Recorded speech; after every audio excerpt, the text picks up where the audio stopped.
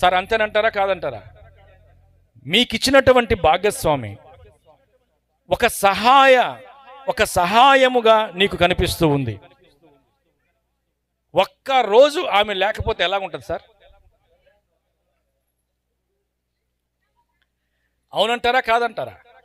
భార్య విలువ తెలిసిన వాళ్ళు ఒక్క రోజు ఆమె లేకపోతే ఇంటి పరిస్థితిని జ్ఞాపకం చేసుకోండి, పిల్లల పరిస్థితిని జ్ఞాపకం చేసుకోండి, నిద్ర లేచిన దగ్గర నుంచి నీ స్థితిని కూడా ఒక్కసారి జ్ఞాపకం చేసుకో.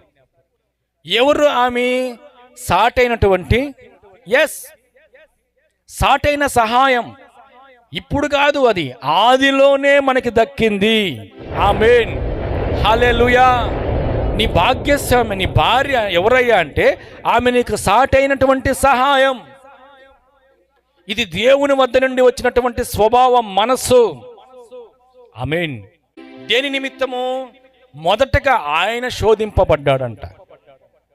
సాతాను చేత 40 దినములు అరణ్యములో యేసుక్రీస్తు వారు శోధింపబడ్డాడు. శోధన ఎలాగుంటుందో ఆయనకి తెలుసు. వాడు పెట్టే బలహీనతలు ఎలాగుంటాయో తెలుసు. వాడు పెట్టే భారములు ఎలాగుంటాయో ఆయనకి తెలుసు. ఆయన అనుభవించకుండా నీ మీదకి సాతాను నీవు ఆయన విడిచిపెట్టలేదు. కాబట్టే శోధింపబడుతున్న వారికి అది ఆయన సహాయపు రాయిగా ఉన్నాడు. ప్రభువా, ఈ శోధన నేను తట్టుకోలేకపోతున్నాను, ఈ బాధ నేను తట్టుకోలేకపోతున్నానంటే ఆయన బాధ ఎరగని వాడు కాదు. ఆయనకు తెలుసు బాధ ఎలాంటిదో. ఆ బలహీనత నిన్ను పట్టి పీడిస్తున్నప్పుడు, నీ శరీరాన్ని వ్యాధిస్తున్నప్పుడు, ఆ బలహీనత, ఆ శోధన ఎలాగుంటుందో ఆయనకి తెలుసు. ఆ పరిమాణం ఎలాగుంటుందో తెలుసు. ఆ పలస ఎలాగుంటుందో ఆయనకి తెలుసు.